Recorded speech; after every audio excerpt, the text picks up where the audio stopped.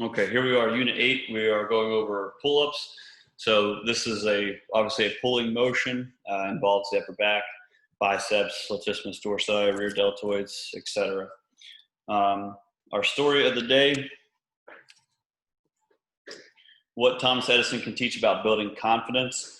After Edison invented the light bulb, he decided to announce the news to the world. On the day of the press conference, he asked a young assistant to deliver the first light bulb to the meeting area.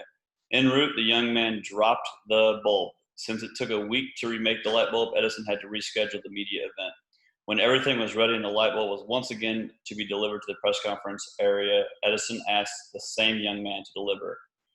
Why? Because Edison did not want to destroy his confidence or show a lack of faith in the young man's ability. You are a confidence builder. Are you a confidence builder or a confidence destroyer? This story stuck out to me a lot. And again, this is from the book by Dr. Gilbert, 105 Good Stories. And the point, or the inferred point behind this story, is basically we just talked about with Dale Carnegie too. You either leave someone better or worse after every engagement or interaction. So often, we all make mistakes, but if we affirm in ourselves and each other our worst mistake, then that's all we'll ever become. If we affirm in ourselves and each other what we can be potentially, then we are more likely to achieve that. And that's another Carnegie principle. So Edison didn't want to destroy the man's confidence, and he did that by giving him the same job, even though he messed it up the first time. And that's a pretty amazing way to go about that. All right, so it's 9:44. Before we get into Unit 8, do we have any questions about the lab videos or anything else? Professor, you said in the email that if we missed the window, the time window, or you said to send it in class. I was slightly confused. Yep, I'm going to reopen the assignment. This is the last week I'm willing to do this, only because we all should be striving for as much productivity as we can get. So my times of productivity are during the scheduled times for the class and the assignment windows. When you guys miss the assignment window, you're taking the productivity out of my week by making me restructure in order to get these into you. As you can see with the lab videos for the squat, it's still taking me a little bit of time to grade those because I put time and effort into it. And I want to see where you guys are at so I can meet you there in terms of requirement for the class. So I will open the assignment again. I'm going to do so at the end of class, and it will allow you guys to submit the videos. I think there was only 12 to 15 uploads for this week's lab, which means over half the class missed that period. Little disappointing, obviously. We need to get a little bit better at that. And again, I'm going to try to meet you guys where you're at and help you get to where we need to be as far as understanding. We are all in the same circumstance with COVID and being forced to do this from home and things like that. But it's not an excuse to just give up. All right. So let's hold each other to a standard. If I'm not giving something you need, let me know. And if you're not giving me something I need, I'll let you know. All right. So, any other questions? Okay. Towards the end, I'll go over what we're looking for when we get closer to the practical. These are all practices. That's why the grades aren't going to be detrimental. They're worth 5 points. If you knock out of the park, I give you the full 5. If you're missing stuff, I take some points off. If it's a train wreck, I give you a 3. And if you got a 3 out of 5, I will talk to you about it, why you got that, if you would like. But again, I'm going to go over the assignment one more time towards the end and what we expect out of the practical. By the time we get to practical, you guys should be pros at it. So we shouldn't really be worried about that.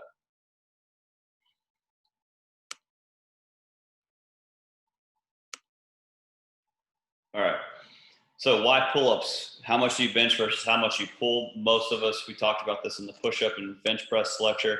A lot of us could probably answer exactly how much we can bench press or our 1 rep max, but a lot of us would not be able to tell to so quickly display what we could pull in a seal row or a weighted pull up. We live in a push dominant society, and even when pulling should be at the top for shoulder stability, and you can kind of see it physiologically when people do tend to press too much or too often. They start to get a forward shoulder round, the tendons and pecs start to get tight and pull the shoulders forward out of a nice smooth track, and that can create some inflammation and discomfort. And it also takes away from good posture, which is controlled by the muscles involved in pulling muscles. We talked about earlier, the trapezius, the rear deltoids, latissimus dorsi, and rotator cuff muscle group. It affects many of our bodily functions. Poor posture can cause pain, inhibit breathing, restrict upper back, and may lead you to look like this. So this is kyphosis or hunchback. You see it in a lot of skinnier adults. You'll see it in, and typically it's underdeveloped musculature of the upper back. Could be some genetics involved in that, but it's also at least slightly correctable by working and building a healthy upper back and shoulders. Joint actions and prime movers of the pull-up are extension and adduction of the glenohumeral joint. That's going to be controlling of the humerus, flexion of the elbow, and downward rotation and retraction of the scapula. Trunk stabilization is the abdominals. Prime movers are the latissimus dorsi. Synergist muscles are the bicep brachii, brachioradialis, tricep brachii, posterior deltoid, rhomboids, teres major, rotator cuff muscles, pectoralis major, serratus anterior, forearms, and hands. So obviously a lot of the upper back is involved. The main one is going to be the extension of the humerus. So we talked about on a deadlift, one of the joint actions is the humerus extension because you're bringing it towards the body. So humerus or glenohumeral extension is this, bringing the humerus towards the body. That's an engagement of the latissimus dorsi. Flexion of the elbow, bicep brachii, downward rotation or retraction of the scapula is going to be the trapezius, rhomboids, rotators. The pectoralis major is a synergist that keeps the rib cage in place, and that's about it. So if we were to shoot the lab video, of course, we would demonstrate the exercise, and then or before or after, and you can say the pull-up exercise is a pulling motion using the muscles of the upper back. Main joint actions are glenohumeral extension and adduction, flexion of the elbow, downward rotation and traction of scapula, and trunk stabilization. The prime movers are of the extension and adduction of the glenohumeral joint, latissimus dorsi. Flexion of the elbow would be bicep brachii, and trunk stabilization, downward rotation, retraction of scapula would be the trapezius and rhomboids. Trunk stabilization happens from the abdominal muscles and anterior posterior core. That's simple. That would be the biological explanation. From there, you would talk about the coaching cues and the common flaws, how to correct them, and do your demonstration. That's what's expected out of the practical, but we should not be tripping and stuttering over our words. We should not be mislabeling muscles. We should not have long pauses or a lot of ums, etc. This is something that you should practice and be proficient at. It's a product that you're turning in for a grade. So some of the homeworks that I saw were a little rough around the edges, and we need to refine them a little bit before submitting them. You have the luxury of not having to do this in person, so it should be a more refined product because you can edit and cut and copy and things like that, whatever you need to do. When we are doing the practical, I do not want to see a reliance on training or visual aids.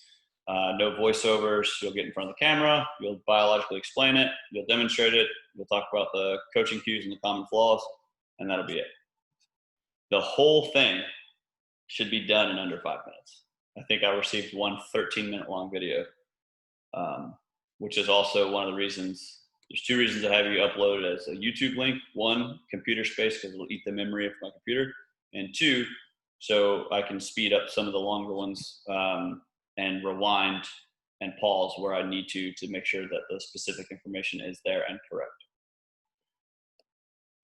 All right, so I threw some pictures in here for functional anatomy so we can understand the different movements that are happening. So we have upward rotation of the scapula, downward rotation of the scapula, and neutral. So we're talking about this line, right? So the line right here is neutral. It's perpendicular to the Earth's surface. If the bottom of the line were to rotate up, the scapula shifts like this. That's upward rotation. Downward rotation would be the opposite. We're bringing that line down into the midline of the body, medial. Obviously, it's in the title right there, medial rotation. Another term you can use, obviously, is retraction, because that is what we're doing. Elevation and depression of the scapula, it's not too important for the pull-ups. What is the adduction or abduction or retraction, protraction. So we have downward rotation and retraction, or adduction. So the new term is adduction, the traditional term is retraction. So those are both movements from the scapula. The traditional for upward or downward is lateral or medial. So any one of these terms, as long as it's the correct one, can be used. So if you're talking about medial rotation, you can call it medial rotation or down rotation. If you're talking about retraction, you can call it retraction or adduction. Both are correct. Just want to make that clear.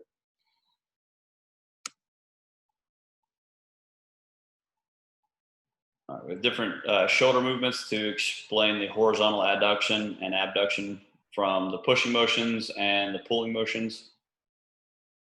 Flexion and extension, right? So the humerus, the glenohumeral joint is bringing up would be flexion, coming down would be extension, away from the body, abduction, into the body, adduction, medial or lateral rotation or abduction, external or internal rotation, also called. More of the same, more of the same.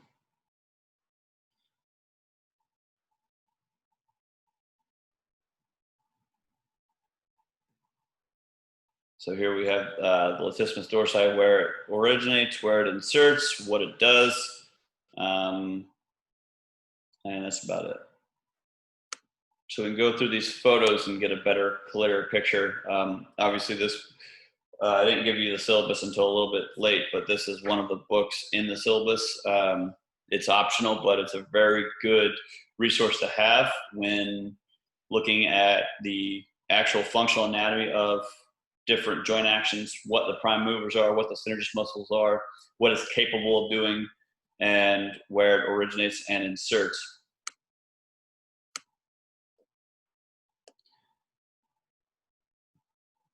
Computer spasming.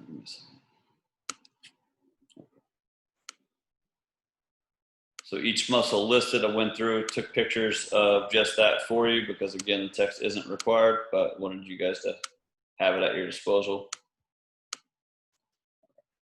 So variations of the pull-up, main difference is the grip. You have chin-ups, pull-ups, mountain climber, hammer grip, wide grip, closed grip, neutral grip. So chin-ups, obviously palms in or supinated. Pull-ups, palms out or pronated. Mountain climber is alternating grip, one over, one under. Hammer grip, palms facing each other or neutral grip.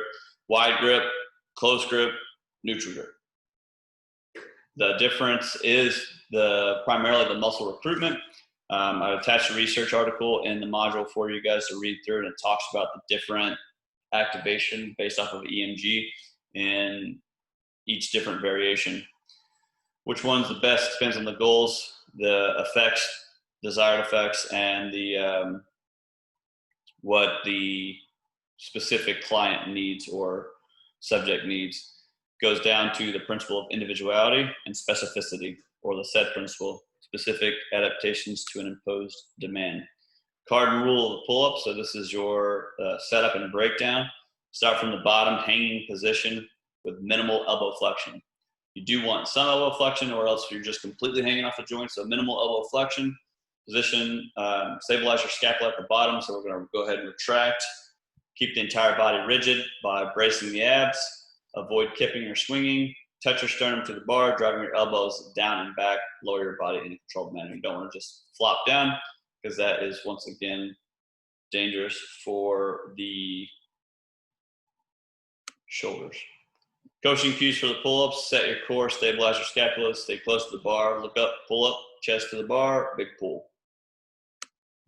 Our progression is the anti-gravity machine, which is a counterbalance weight system. So it'll look like a pull-up bar with a weight stack, and then you have the shelf where you can put your feet or your knees. The heavier the weight on the weight stack, the more it helps you. So that's the amount of your body weight you're reducing. So for me, if I'm 220 pounds, if I put on 230 pounds, I will stay at the top. I won't even float. If I put it on 220 pounds, it would be a zero balance and I would float.